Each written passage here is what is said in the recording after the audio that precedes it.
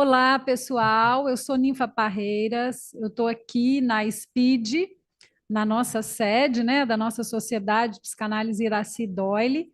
Estamos abrindo a nossa jornada de psicanálise deste primeiro semestre. Com muita alegria, neste primeiro dia, vamos discutir ações afirmativas.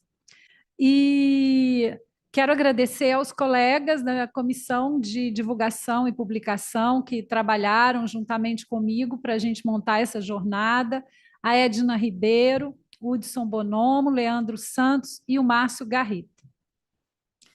E esse primeiro dia, ele foi montado também com a participação de um grupo que a gente formou na SPID bem recentemente, um grupo para discutir, para falar sobre ações afirmativas.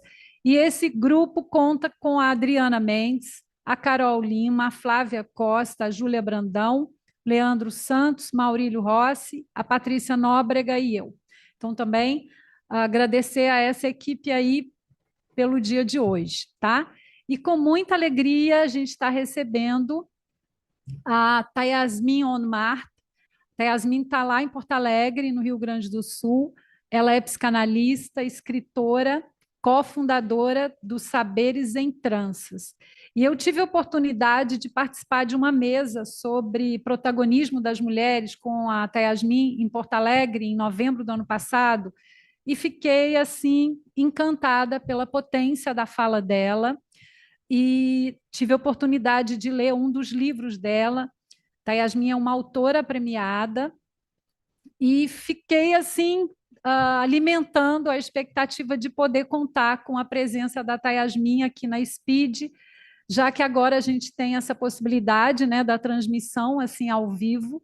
Então, Yasmin, te recebemos com todo carinho. Se você tivesse aqui, teria aqui o lanche para você, mas receba daí os nossos abraços, a nossa gratidão por você ter topado participar aqui hoje com a gente, tá? A palavra é sua e vou te pedir para ficar muito à vontade, também se apresentar, falar do seu trabalho, tanto na área da psicanálise quanto na área da literatura.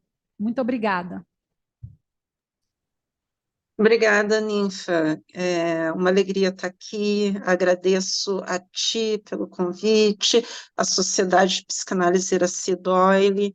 É muito feliz, né? O online tem essa vantagem de que a gente pode estar mais e mais longe, né? Mas a gente também perde uns lanches aí, né? Assim, volta e meia eu tô perdendo aí uns lanches que é uma pena.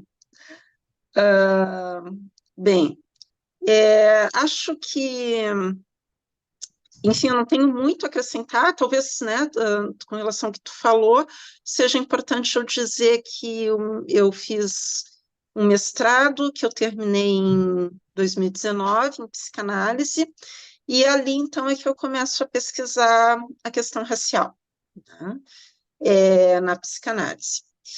E então a literatura e a psicanálise para mim estão sempre muito juntas, né? Se separam formalmente, né? Mas em mim estão muito juntas. E porque no mesmo momento então que eu começo o mestrado, eu também descubro a minha questão de pesquisa e no mesmo espaço, né? Eu fui num sarau de poesia negra para resolver questões com o livro que eu estava escrevendo, Vozes de Retratos Íntimos, e é lá, e neste momento, que eu entendo qual pode ser a minha questão de pesquisa. Então, o livro e a dissertação caminharam juntas, né? E, enfim, né, essa é uma investigação profissional e pessoal também. Mas, falando em encontros, né, assim como a gente teve esse encontro tão importante, tão marcante aqui em Porto Alegre, que chega, então, nesse convite para eu estar aqui hoje com vocês, meu assunto, de certa forma não, são encontros, né? São esses encontros difíceis, por vezes denegados, né, que acontecem entre pessoas de diferentes origens, diferentes raças, diferentes culturas no Brasil. Né? E são encontros desafiadores. Ela no chat, como andam as ações. São encontros sempre desafiadores, e não é diferente na psicanálise. Né? Então, algumas coisas eu vou ler, tá? Outras eu vou falar. Eu começo, então, com a seguinte questão. Como exercer a psicanálise em um ambiente de violência e exclusão racial e social? Né? Eu acho que essa é uma pergunta que me vem a partir do momento em que eu me dou conta, então, que o ambiente da psicanálise é um ambiente branco, né? Tem sido.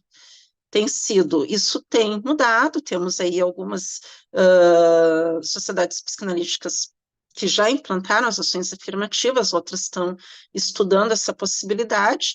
Então, eu estou falando aqui de um ambiente que está se movendo, né? Não é um retrato, eu estou falando de algo que está se movendo, mas ainda é, né? Ainda é um ambiente bastante branco. Então, é uma característica da nossa cultura que eu acho que a gente precisa, pelo menos, se perguntar no que isso impacta o exercício da psicanálise no Brasil.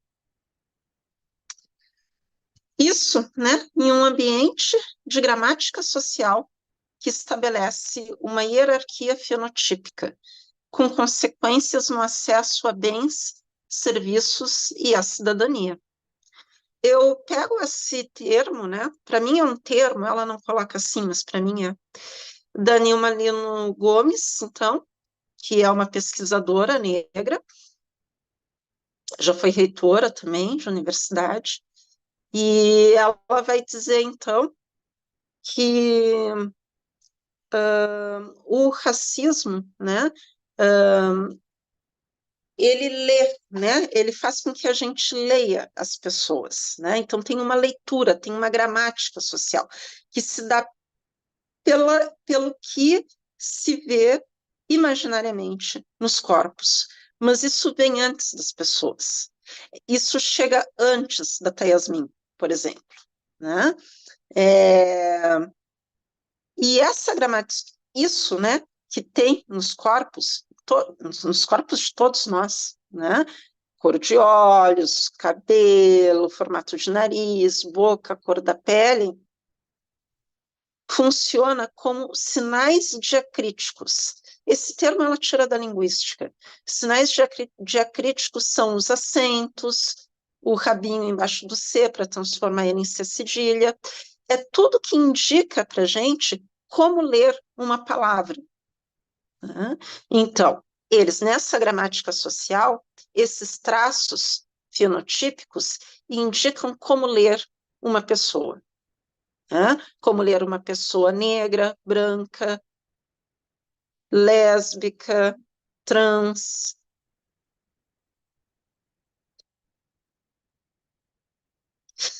E a partir disso, então, ou melhor, isso, né, está aí a serviço de uma hierarquia, né? Uma hierarquia que não se faz ver, que se oculta através de uma certa higienização dos espaços, né? Higienização aí entre aspas. Isso, né, repito, em um país multirracial e multicultural. É interessante isso, né? Porque quando eu comecei a me ocupar dessa investigação, o movimento negro falava muito da teste do pescoço. E eu ficava assim, o que cargas d'água é o teste do pescoço, né? Demorei a entender que é algo super simples, super singelo. Nos espaços em que a gente está, olhar para os lados, né? E poder ver quantas pessoas negras tem. E poder se perguntar por quê? Por que que aqui não tem? Ou por que aqui elas só ocupam o lugar de prestador de serviços? O lugar de servir. E isso, que é algo tão simples, é necessário porque o nosso racismo é brutal. Brutal a ponto de cegar a gente, da gente não ter, da gente cegar não é uma boa palavra, né? Por vários motivos, mas, enfim, porque parece que tira a responsabilidade da gente, né?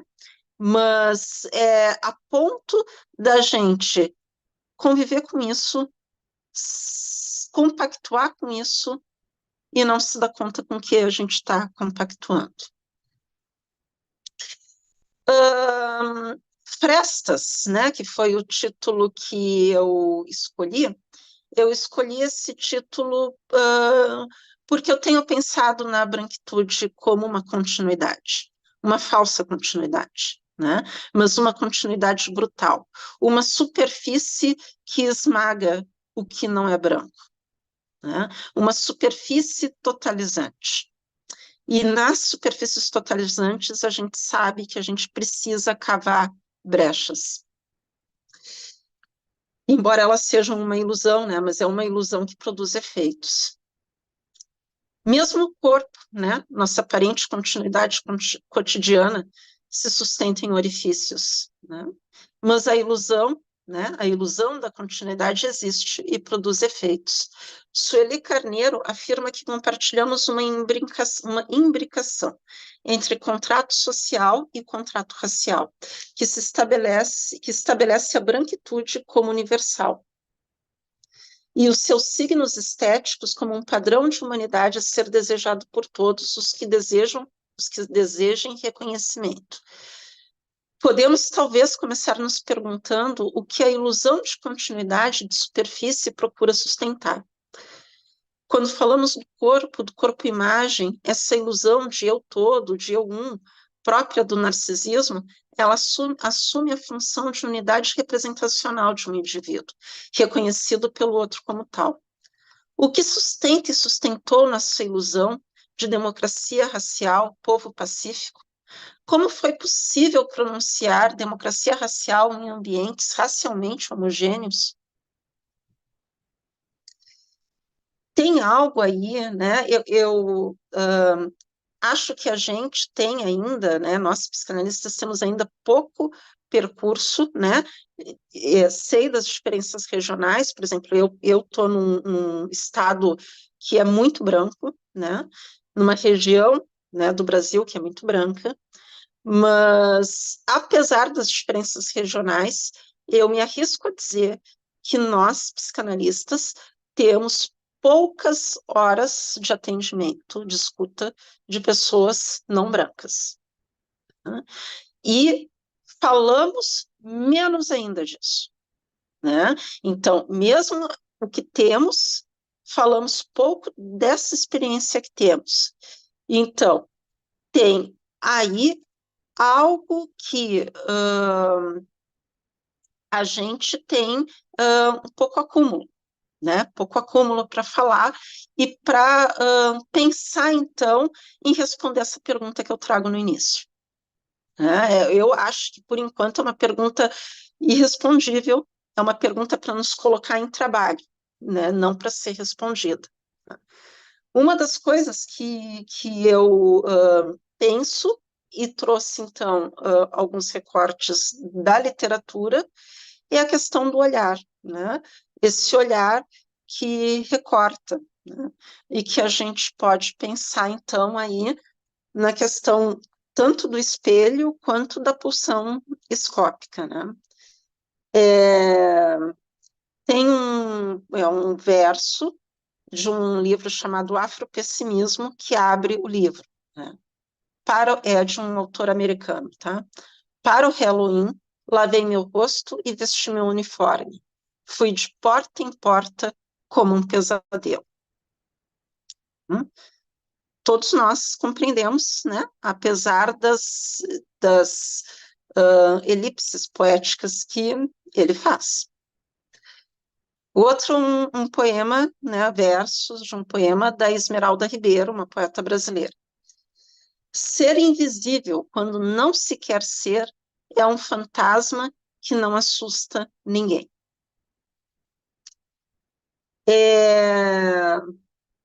Por outro lado, né, escutei uma pessoa que dizia temer o olhar do outro que o enxerga como violento, uma imagem com a qual esta pessoa não se identifica.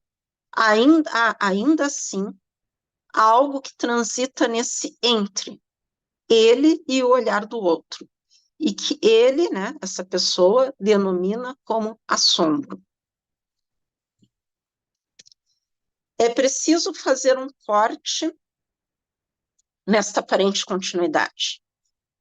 A assombração não está no corpo negro, mas no olhar que o olha.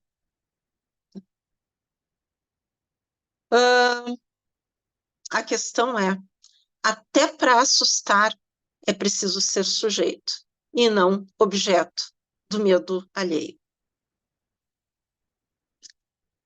Assim, de modo muito preciso, Conceição Evaristo toma a palavra e diz: a nossa escrevivência não é para adormecer os da casa grande, e sim para acordá-los de seus sonhos injustos.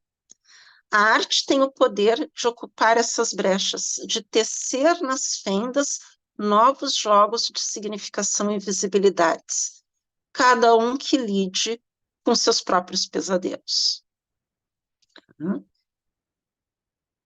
A presença negra como pesadelo do branco, de seus sonhos de potência, de pureza e de racionalidade. Vamos ao eu. Essa aparente superfície inaugurada no estágio de espelho, quando a criança tem antecipação de uma imagem de si, reconhecida por um outro olhar. Há uma demanda de reconhecimento nesse movimento de constituição do eu. Isildinha Batista Nogueira, psicanalista negra, traz uma leitura racializada desse momento. E agora eu cito ela. Se o que constitui o sujeito é o olhar do outro, como fica o negro que se confronta com o olhar do outro, que mostra reconhecer nele o significado que a pele negra traz? Fecha aspas. Assim, o que posso concluir é que, embora as reivindicações negras sejam nomeadas identitárias, o discurso ideológico que sustenta o racismo se preocupa em tamponar a falta. Ou melhor, se o discurso ideológico que sustenta o racismo procura tamponar a falta, não é a negritude que está em busca disso, mas a branquitude, que expulsa para o outro suas contradições. Não à toa, Cida Bento irá falar de pacto da branquitude. Poderíamos pensar como um pacto narcísico da branquitude. Precisamos encontrar as fendas nessa brancura que se apresenta como pura continuidade. E o corpo psicanalítico? E o corpo das instituições de psicanálise? E o corpo? É curioso que os psicanalistas estudiosos dos escritos de Freud não tenham visto questão na continuidade racial e social de seus corpos clínicos. Nós, psicanalistas, herdeiros do golpe freudiano no narcisismo de culto a uma racionalidade cartesiana, logo nós. Há uma divisão que nos habita, um mal-estar inerente à nossa condição humana. Sequer o eu é uma unidade. É sim uma instância movimentada pelos ideais, pelas identificações, pelas pulsões, pelas exigências do supereu, do id, de quem sequer é apartado, né? O eu sequer é apartado do supereu, do id. E também pelas exigências do mundo externo. Bem, antes de prosseguir, é importante dizer, de fato, a discussão racial ou é francamente essencialista, ou pelo menos beira o essencialismo. Mas o problema disso não é a reivindicação negra. O problema disso é como essa questão se instala desde seu princípio. Isso é inaugurado na modernidade, a expansão da Europa no movimento de colonização do continente americano e africano cria índios e negros. Não existiam esses nomes antes da chegada do homem europeu. Ao massificá-los como se fossem um povo só ou uma única cultura. Haviam e há, inclusive ainda, muitas culturas no continente africano, embora todos negros, né? E sequer lá são todos negros iguais, inclusive na questão fenotípica, né? Da mesma forma que nas Américas com os indígenas. E não reconhecem a cultura desses povos. Criam novos nomes para eles, índios e negros. Nomes indissociáveis dos adjetivos, selvagem, primitivo, incivilizado. Deste modo, ser negro é um traço que, lamentavelmente, ganha contornos de totalidade, ao ser pensado como representante único de um sujeito. Aqui eu estou usando traço num sentido, estou me referindo ao traço do corpo mesmo, né? Biológico, né? E estou querendo dizer que esse traço é pegado como signo. A discussão filosófica da época sobre ser humano, sobre o que é ser humano, era feita pelos dominadores, excluindo os dominados da condição humana. Ao final, todos estavam essencializados, com limites bem estreitos, como não brancos ou disfarçadamente sob o signo da universalidade, a criação da identidade de homem europeu. Mas, como disse anteriormente, a totalidade, a superfície, quer negra, quer branca, é uma ilusão. E a história da psicanálise é cheia de fendas. Basta querermos vê-las e, mais do que vê-las, sustentá-las. É por isso que, neste momento, importa tanto racializar. Racializar para quebrar a continuidade branca, para redistribuir lugares, visibilidades e gozos. Então, vamos lembrar das fendas no corpo psicanalítico. Vamos lembrar de Juliano Moreira, psiquiatra negro do início do século XX e primeiro professor universitário a incorporar o conhecimento psicanalítico a seu ensino. E Virginia Bicudo, uma das pioneiras da psicanálise no Brasil e fundadora de duas sociedades psicanalíticas, uma em São Paulo, outra em Brasília. E Neuza Santos Souza e Isildinha Batista Nogueira, psicanalistas que, além de se interessarem pelo tema racial, ainda produziram teorias a respeito. Ambas negras. Tanto elas, as psicanalistas, quanto suas produções intelectuais não entraram nos circuitos de estudo da área, nem na academia, nem nas sociedades psicanalíticas. Muita argamassa foi usada para tapar as rachaduras deste muro. E entendemos que o marco que amplifica o poder de enunciação de negras e negros são as ações afirmativas, em especial as que incidem no espaço das universidades federais, lugar privilegiado no tecido social. E, de repente, os vários campos de conhecimento passam a ter que se haver com suas faces brancas, gerando um movimento que tende a dar conta disso, que irrompe com força suficiente para causar incômodo e desacomodação. Por que a psicanálise seria poupada disso, né? Todas as ciências humanas tiveram que lidar com isso. Aí eu peguei um trechinho aqui, tá? De um artigo de um psicanalista daqui, mas ele é bem conhecido no Brasil, talvez vocês conheçam o Edson Souza. O nome do artigo é Agulhas para Desativar Bombas. E ele tem um parágrafo que me interessa ler para vocês.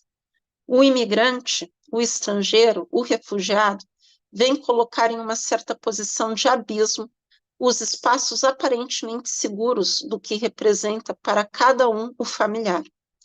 O estrangeiro coloca em cena a potência utópica de buscar novas imagens, novos espaços, novos significantes, novas línguas.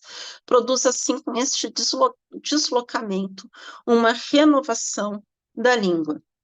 Eu trago esse trecho porque do muito que eu escuto, né, do que eu transito por aí, tem um certo temor, né, em que tipo de movimento as ações afirmativas vão produzir nas instituições. Até porque já se sabe, né, que tipo de movimento produziu nas universidades. E o movimento foi de questionamento, né? Foi de profundo questionamento. Foi de profundo questionamento dos professores que já eram pessoas muito consolidadas em seus campos de saber, né? Então, a gente pode esperar algum movimento, né? Se não o mesmo, pelo menos algum movimento também na sociedade de psicanálise. Mas será que viver isso com medo é o único jeito de viver isso? Será que a gente não pode viver isso a partir da ideia de que essas pessoas vão levar para dentro das instituições experiências, uma outra forma de transitar pelo mundo, que talvez enriqueça os, os conhecimentos que circulam dentro das instituições? Talvez aquilo que elas tenham, né, como saber que atravessa o corpo delas possa nos interessar. Acho que o pior modo de viver, né, as ações afirmativas seja pensar apenas que temos algo a ensinar para essas pessoas e temos, né? Essas pessoas vão frequentar sociedades psicanalíticas seguramente porque querem aprender psicanálise, porque senão elas iriam para outro lugar, né? E isso as sociedades psicanalíticas têm para oferecer. Mas se pararmos por aí, pode ser só uma nova colonização, dessa vez psicanalítica. Tá?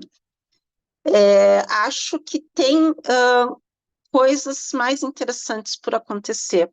E eu trago aqui, então, agora um recorte, pequeno recorte, que uma amiga minha trouxe. Então, ela é uma mulher negra, né? Ela entrou, então, em ações afirmativas numa determinada sociedade psicanalítica, e lá pelas tantas, o tema do seminário era o estágio do espelho.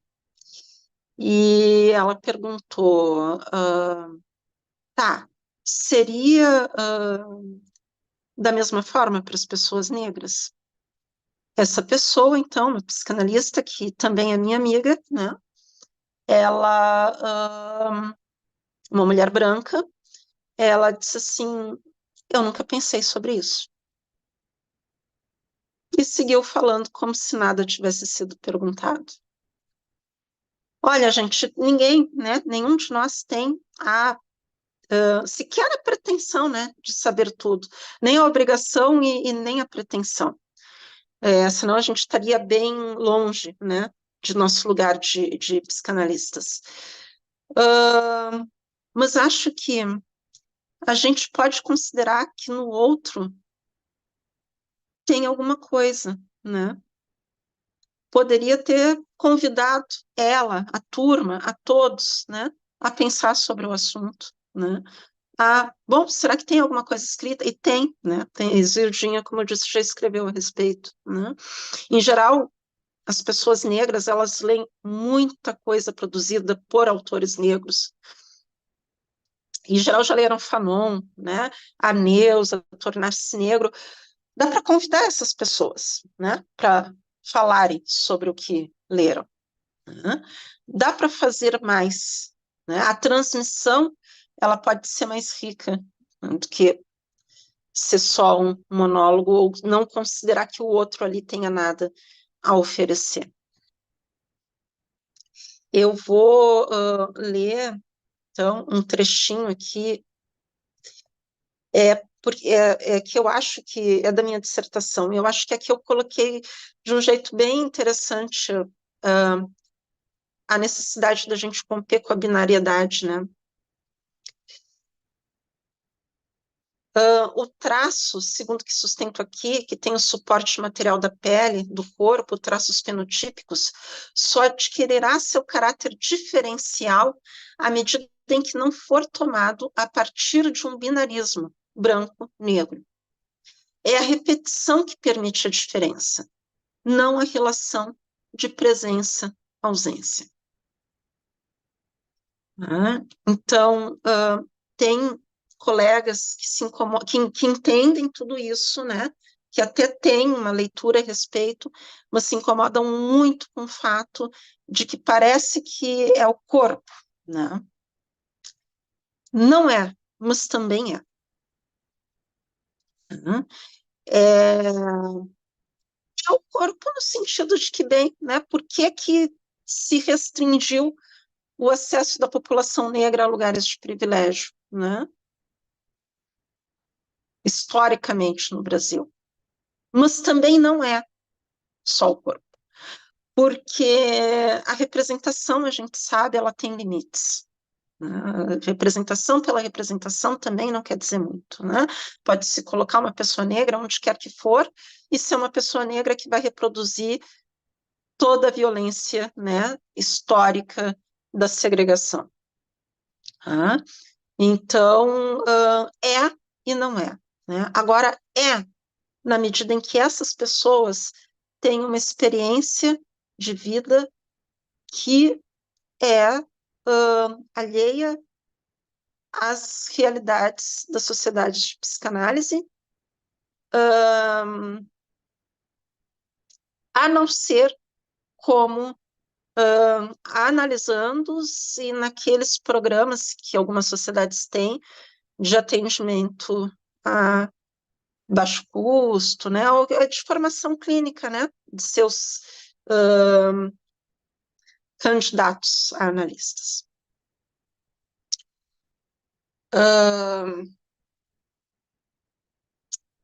Bem, acho que eu vou parar por aqui, né? Aí vocês podem falar também e a gente conversa mais um pouco.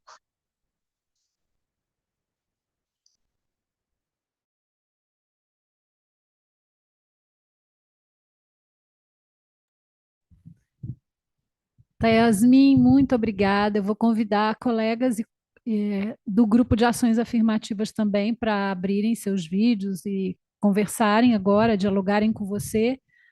E me chamou a atenção uma coisa que você falou logo no início do teste de pescoço, que tem muito a ver com a minha experiência aqui na SPID. Eu sou uma mulher branca, né?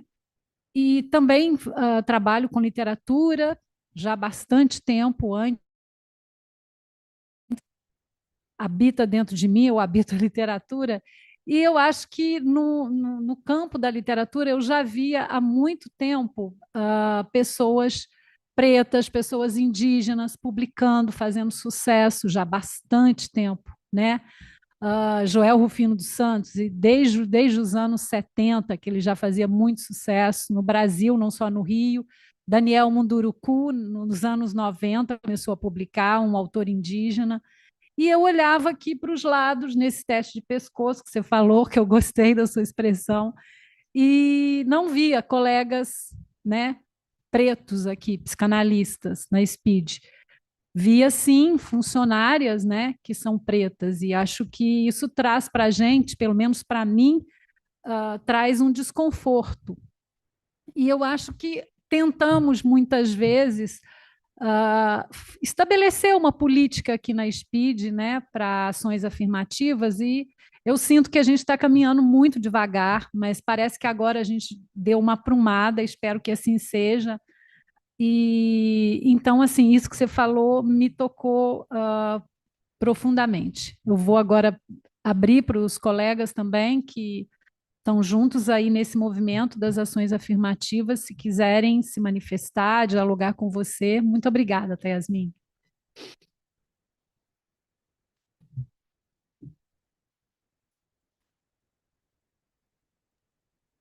Nil, Nil, sou eu, Patrícia. Eu queria, primeiro, né, agradecer a Tasmin pela sua fala. Eu quero me apresentar. Meu nome é Patrícia Nóbrega, eu faço formação na SPID e eu quero me apresentar como que eu falei até para os meus colegas, eu sou uma aprendiz sobre a questão de racialidade, né? Isso que a Ninfa falou é muito importante. Eu também, quando entrei na SPID, eu fiz esse teste do pescoço sem saber e também fiquei bem apavorada, né? E o que me chamou mais atenção foi quando uma amiga minha, né, que é bem querida, a Melissa, né, ela falou assim: Nossa, Paty, você reparou que você é a única pessoa que não tem cabelo liso na Speed, né? E isso me chamou muita atenção, né? Isso me chamou muita atenção, só que os anos passaram, né? E eu não dei importância mais a isso, né? Porque eu sou uma mulher, né? Que eu me passo por branca, né? Nos lugares, nas sociedades de psicanálise, né? Onde ninguém me segue em lugar nenhum quando eu entro com uma bolsa, né? E eu fiquei pensando hoje que eu estava procurando assim o que que eu ia falar, né? Assim para todo mundo que está aqui na jornada, né? Para você também, né? Que é uma pessoa estudiosa, né? Eu me deparei com um texto muito bom que é de um professor da UFRJ, acho que é o Júlio Schwarzman, e que depois eu passo o nome para vocês, e que ele faz um chamamento nessa assim sobre o que nós psicanalistas, né, estamos fazendo com essa questão da racialidade, né, que nunca atravessa nossos atendimentos. A gente fica sempre assim, como se a gente estivesse por fora, a gente não tem nada a ver com isso, a gente nunca quer saber sobre isso, né? E eu tinha até escrito algumas coisas aqui, mas eu vou falar sem ler, né? Há pouquíssimo tempo, né, uma pessoa muito próxima a mim, né, ela fez ela me apontou uma coisa muito importante, né? Ela falou: "Você não é branca", né? E aquilo para mim foi muito assim impactante, né? Que eu falava do lugar de uma pessoa branca, né? E eu percebi a partir desse texto que eu estava lendo hoje, que fala da hipocrisia dos psicanalistas, né, que é aquela inscrição do Ferenczi, né? Eu percebi, né, que assim, fiquei muito assustada, né, assim, nossa, eu achava que eu tinha uma escuta boa, né, mas eu achava que eu tinha uma escuta pura, que não era atravessado por essas questões, né, que é como uma herança que a gente tem e que a gente nunca se tocou, que a gente acha que a gente está na sociedade em Ipanema porque, é porque eu mereço, porque meus pais fizeram esforço, me colocaram em boas escolas, enfim, né? E isso, assim, eu vou dizer para você, para vocês, isso acabou com a minha tarde, porque eu fiquei muito, assim, impressionada com isso, assim, né? Isso foi um loop. Eu comecei a pensar na transmissão, no que eu ouço na Speed, no que eu ouço nas outras sociedades, que só tem pessoas brancas, né? Que as pessoas que passam a psicanálise para a gente, né? A transmissão, né? São pessoas brancas, ou pessoas que ocupam esse lugar da branquitude, né?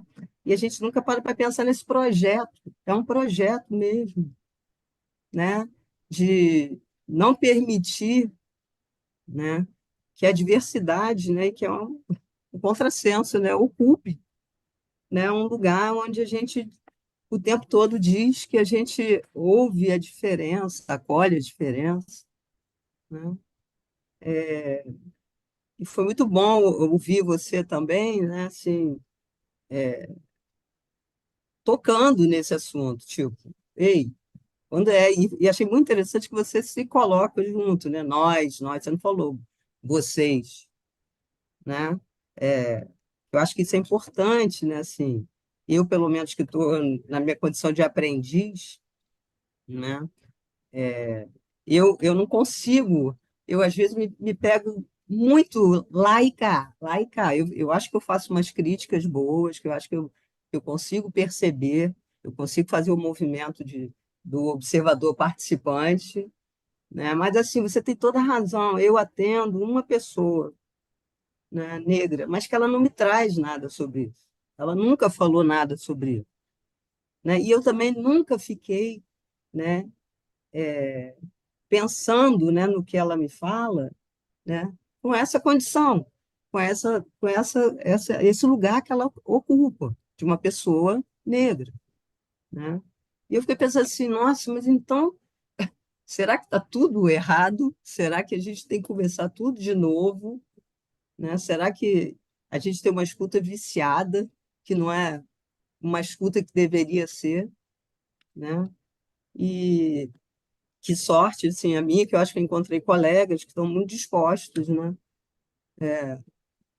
a realmente, né, a gente entrar nessa questão e levar para os atendimentos, para os colegas, nas trocas, nas conversas, né? E, assim, só para terminar, a gente tem uma reunião da clínica todas as quartas-feiras, né? E eu acho que tem um público que está procurando a SPID e ninguém sabe bem por quê, né? Talvez seja algum movimento inconsciente nosso, daqui da SPID, né? De alguma maneira essas pessoas estão vindo nos procurar. Eu acho que, com toda dificuldade, eu acho que está havendo uma abertura, né, para uma escuta, né, dessas pessoas que são impedidas de entrar nas sociedades de psicanálise, que acham que a psicanálise não é para elas, né? São aqueles quase selvagens, né? A psicanálise não é para vocês, né? E tem tido um público procurando a gente que são as pessoas que marginalizadas, né? Que a grande questão delas é sobreviver, mas nem por isso elas são incapazes de fazer análise, de procurar um psicanalista, né? E eu fico quase feliz, né? Porque eu acho que mesmo a gente sem entender, mesmo a gente falando, não, nossa clínica não é social, que é uma coisa que a gente, assim, bate o pé, não é social, porque eu acho que fica ligada a alguma coisa de menor, né, para pobres. Eu não sei bem, a gente não sabe, a gente nunca conseguiu chegar a uma conclusão, né, mas eu fico muito feliz em perceber que, de alguma maneira, né, a gente pode usar o chavão, né, inconscientemente, nós da SPID, a gente está fazendo um movimento para sair desse conforto. Né, quando eu comecei a escrever, eu coloquei o título assim, Eu que estava tão confortável. Né? Então, eu gostaria assim, de ouvir um pouco mais de você, né? A partir desse meu depoimento, assim, meus colegas também, tanto os meus colegas, né? Nós estamos nos juntando para pensar como a gente vai fazer nessas ações afirmativas, né? Na SPID, conversando com todos, lógico, né? Com a cidade, eu acho que a gente tem que conversar com a sociedade iracidória e a sociedade que está no nosso redor, que é a cidade. A gente tem que sair de uma bolha da psicanálise, né, que parece que a psicanálise é para poucos. Obrigada.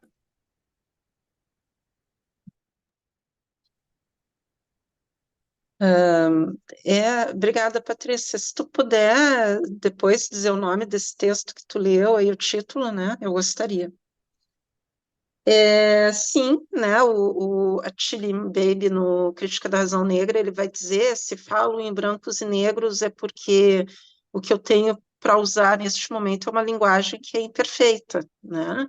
Porque, na verdade, não é só tu, Patrícia, que devem ter várias outras pessoas que têm uma ascendência negra próxima, né, ou relativamente próxima, né? Acontece que o racismo no Brasil é um racismo de marca, né? Então, não conta a origem, o que conta é a marca, né? É o fenótipo. E, bom, né, isso tem consequências sérias, inclusive de risco à vida, né? As pessoas são eliminadas porque não são brancas, né? Eu não sei, é um texto muito conhecido, talvez muitos de vocês já tenham lido, mas sigo recomendando Racismo e Sexismo na Cultura Brasileira, de Lélia Gonzalez, né? Porque eu trabalho muito com a noção de discurso, né? Então eu entendo o racismo como um discurso, né? Vou ali pelo seminário 16 de Lacan, mas assim, o discurso não é o único discurso, né? Não é o discurso, é o discurso que conseguiu ser hegemônico, né? O discurso do dominador. Porque, na real, existem outras discursividades e elas operam também, né? E eu acho que a Lélia fala isso muito bem nesse texto, né? Quer dizer, o que é a cultura brasileira, senão eminentemente negra? Né? É uma discursividade. Né? É, e ela opera. O que é que acontece? O que acontece é que ou ela não se fala que ela é negra, né? Se fala que ela é brasileira, né? Pode-se dizer ela é negra, ela é afrodiaspórica, mas nada disso se fala. Se fala ela é brasileira, e tem um apagamento, embora não é que esteja errado, mas tem um apagamento aí. Né? Ou ela é criminalizada. O samba foi crime no Brasil. O samba foi crime no Brasil. Né? Hoje em dia é o funk, né? Enfim, as expressões, a capoeira foi crime no Brasil. Né? Então tem algo aí de uma dominação aí dos jogos de poder que limitam essas experiências, né? Limitam a que a gente possa incorporá-las, né? Como utopias, para seguir o texto do Edson, né? Como utopias possíveis. Os negros, os indígenas, sobrevivem, né, 5 séculos no Brasil, embora o extermínio. Como? Como sobrevivem? Será que isso não interessa, gente? Né? O que são os terreiros? E eu vou falar aqui dos terreiros, e não quero que vocês entendam que eu estou falando como uma panaceia. Nossa, né? É a cultura de terreiro que vai nos salvar. Né? Eu não acho que nada seja isso. Tá? Mas os terreiros, eles lidam com a diversidade há muito tempo, inclusive a de gênero. Como? Que acúmulo de saberes tem nesses lugares que talvez nos interesse?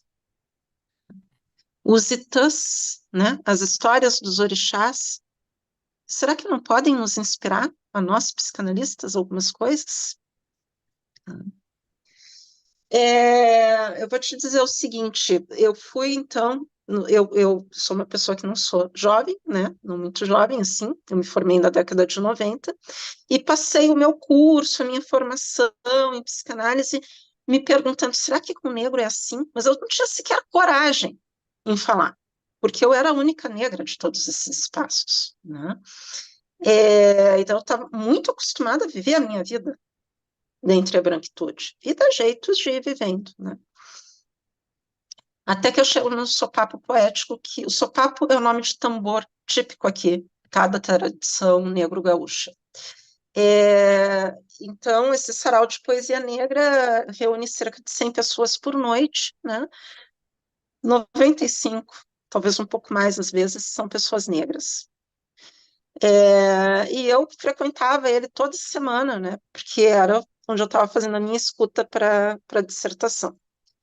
E o que eu fui me dando conta com o tempo era que eu não me sentia negra lá dentro. Por mais paradoxal que seja, eu não me sentia negra. Porque quando todo mundo é negro, acontece uma outra coisa. Isso passa a ser linguagem.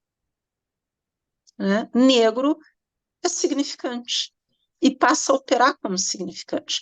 E o que eu fui olhando, o que eu fui saindo, eu acho, é dessa massificação que nos colocam, né? O que eu vi ali eram pessoas, e me via também, né?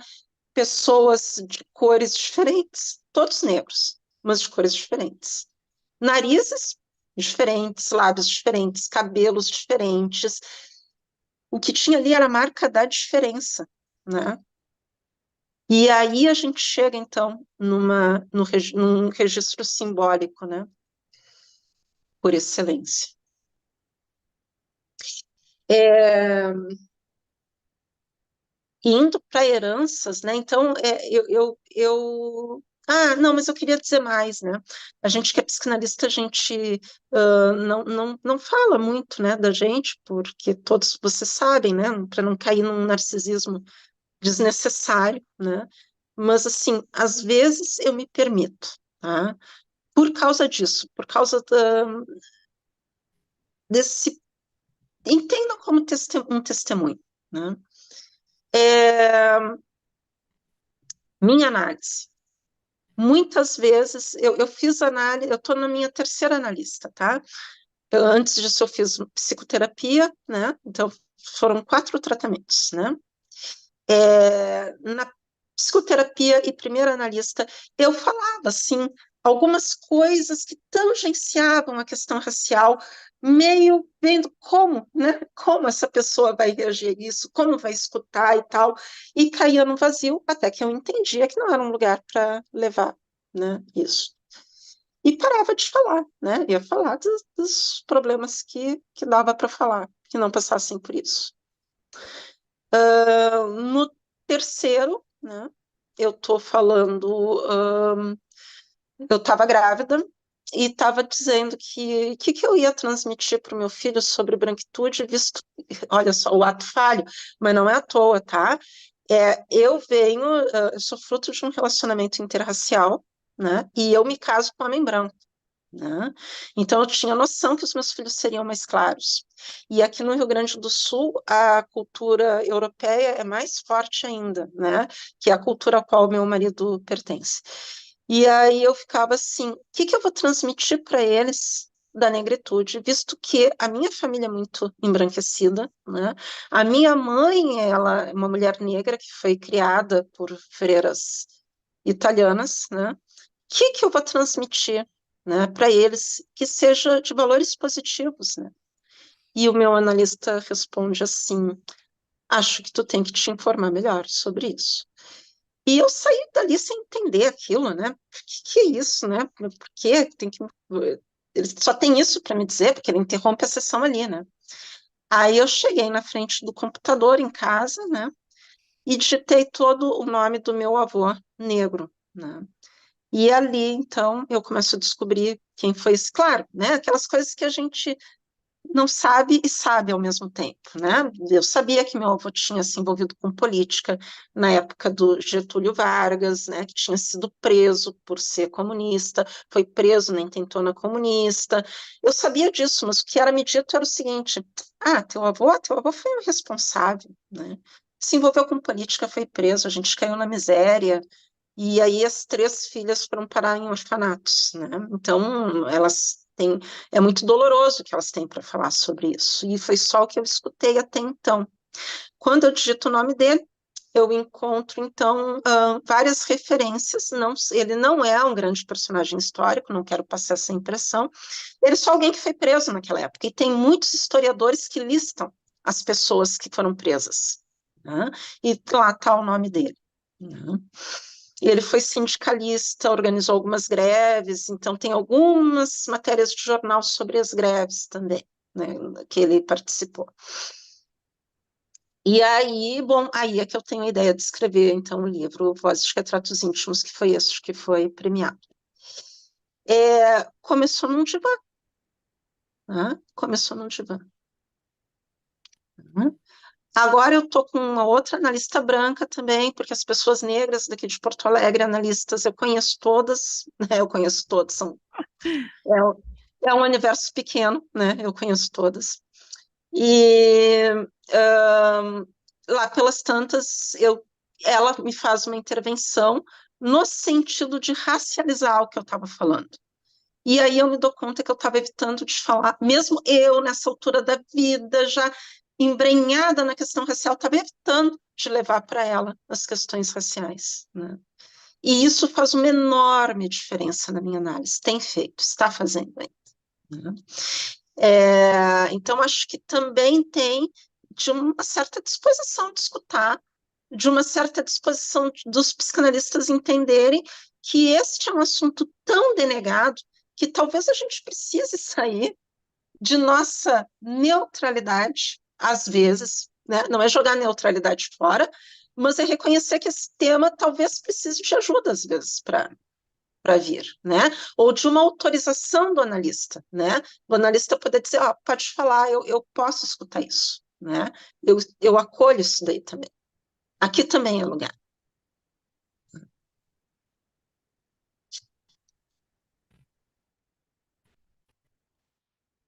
Obrigada. Eu vou passar o nome do texto, vou pedir talvez o Paulo para colocar aqui, tá? O rapaz aqui. Boa noite, tá, Yasmin? Eu sou o Leandro Santos, eu sou psicanalista aqui da SPID, colega da Patrícia, da Ninfa, da Júlia, a gente está nesse grupo, né, da Flávia e da Carolina, que está começando a pensar as políticas afirmativas aqui na nossa instituição, né? Eu fiquei muito impactado positivamente com a sua fala, né? Acho importante a gente abrir essa nossa jornada, né, com a sua presença, com essa fala tão impactante, enfim, tão interessante, que convida a gente a refletir sobre esse tema de uma forma bastante profunda, né? Eu rapidamente vou contextualizar o meu encontro com a psicanálise, porque eu sou uma pessoa não branca, mas não retinto, né? E isso é uma coisa assim muito interessante, porque a Patrícia estava falando de. A Patrícia foi a primeira pessoa que eu tive contato na estúdio de um reconhecimento, de falar: nossa, aqui eu encontrei um par, né?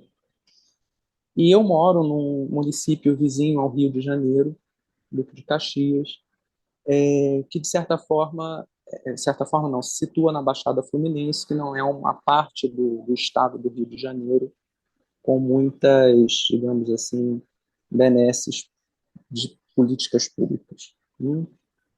E uma coisa interessante, assim que eu entrei na Speed, que eu ouvi, né, que eu compartilhei com Patrícia, foi uma colega branca, enfim, me perguntar como em Duque de Caxias eu tinha descoberto a psicanálise, né?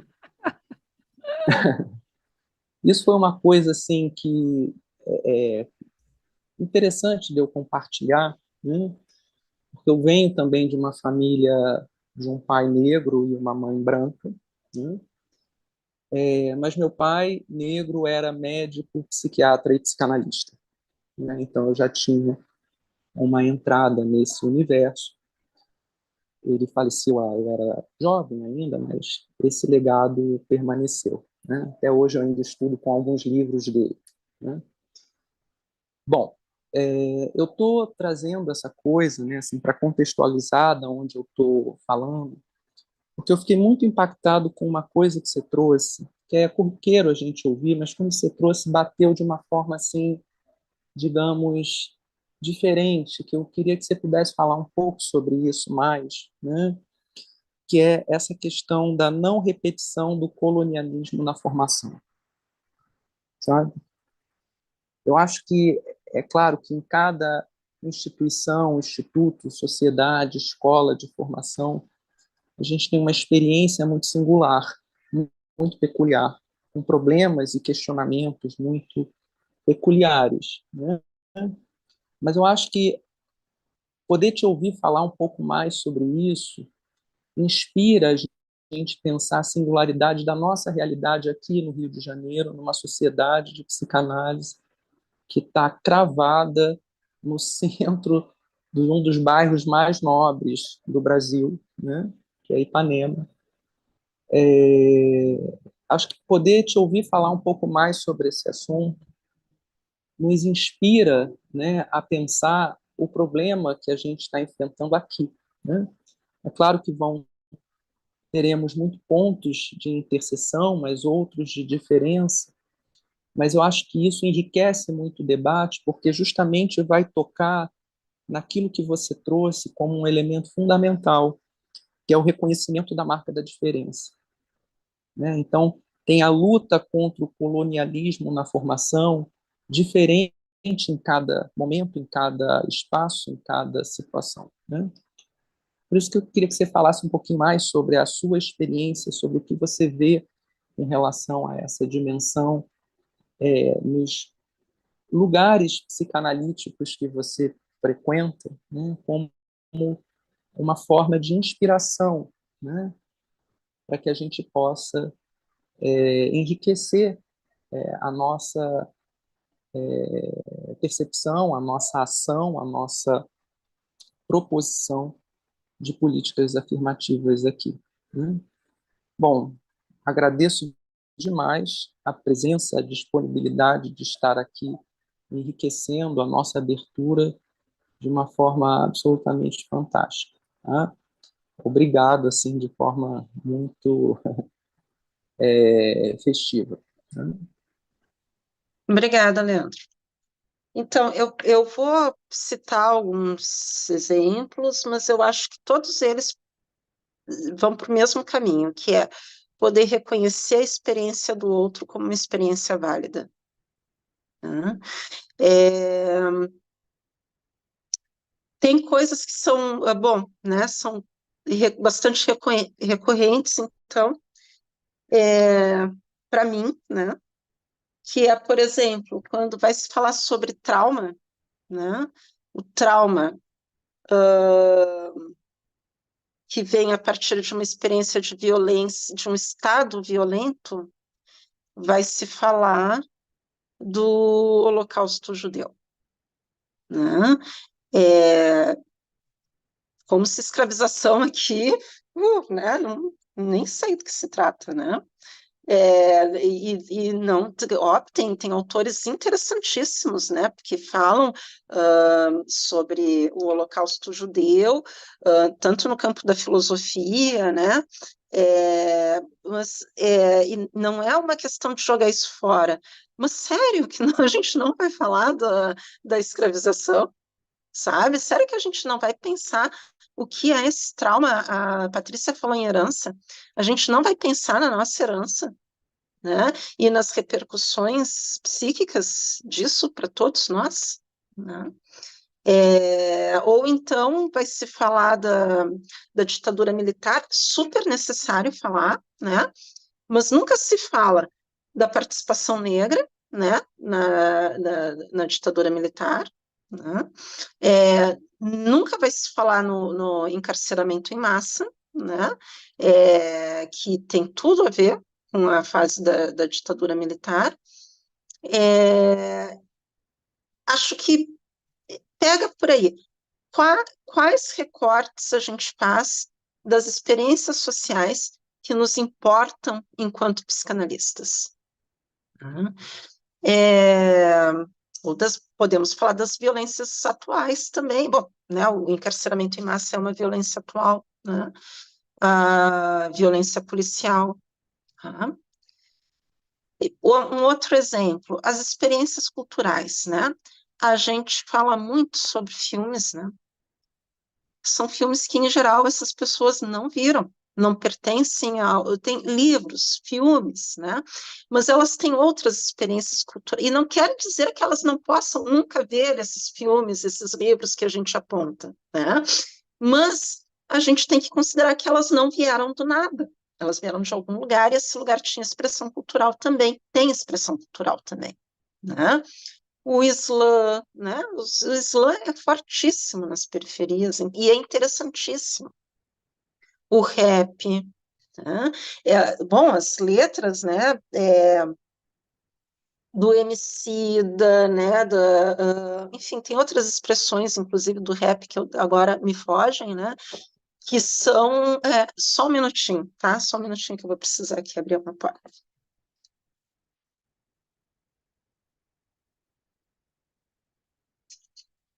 Oi. Eu estou mais.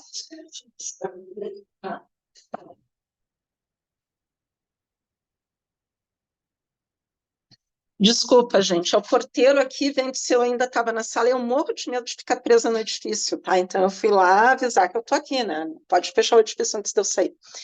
Então, assim, né? Tem o rap, tem uma série de expressões, né? Como a Ninfa falou, felizmente agora nós temos escritores negros, também poetas negros, indígenas, né? E essa gurizada costuma ler muito, costuma consumir muito esse tipo de arte. Né? Ah, mas vocês precisam saber de tudo. Não, mas precisam escutar, sabe? Assim, precisam, né? Talvez eles queiram trazer esses exemplos, né? E não um filme lá do Woody Allen, ou, né? Enfim. Né? Que mais, né? Que eu tinha feito. Ah, a outra questão, e aí é mais séria e mais delicada. Mais delicada no sentido de que talvez eu vá mexer com sensibilidades, tá? Mas são as experiências de terreiro. Tá? Eu vou dar um exemplo para vocês. Nesse debate inútil que a psicanálise às vezes se coloca, dizendo, né, isso não interessa a psicanálise porque é identitarismo. Debate inútil, vazio, não vou nem entrar, né? Mas talvez tenha um pontinho de interesse, que é o seguinte: será que quando esse pessoal está falando de identidade, está falando da mesma identidade que a gente? Eu tenho dúvidas. E eu vou encerrar a minha fala, e aí, gente, infelizmente vou ter que encerrar mesmo, tá? Em função do horário aqui do edifício, né? Mas eu vou encerrar com o Itan, né? O Itan eu acho que essa é uma boa pergunta. É o Itã de Oxum. Então, Oxum é uma orixá, tá? Que é o orixá das águas doces, né? Da beleza, do ouro, né? Tem uma série de acepções de Oxum. E a Oxum, ela carrega um espelho, né? Na vestimenta dela, ela carrega um espelho. E eu estou fazendo um brutal recorte. Tá? Eu estou pegando ponto de Oxum que me interessa. Tá? Ela carrega um espelho. Em vez dela usar o espelho assim, ela usa o espelho assim. Né? Tem muitos motivos para ela usar o espelho assim. Um deles é poder se proteger do que vem pelas costas. Mas não é esse que me interessa. O que me interessa é outro. Ela usa o espelho assim, porque quando ela olha a todas que vieram antes dela. Então, parece que tem algo aí de uma identidade, vou usar essa palavra, a ser recolocada na cadeia de transmissão simbólica. E me parece que, às vezes, quando as pessoas negras falam de identidade, é disso que elas estão falando. Tá? Só que esta experiência, e eu não estou falando a partir do lugar da experiência, estou falando a partir do lugar do conhecimento, porque eu não sou uma frequentadora de terreiros, eu não sou de nenhuma religiosidade de matriz africana. Eu sou alguém que leio, que escuto, né? Mas muitas das pessoas que frequentam, né, as sociedades psicanalíticas são. E aí talvez falem disso, inclusive, né, de outro lugar, de outra acepção. Tem outras riquezas para levar, né, que a gente nem suspeita.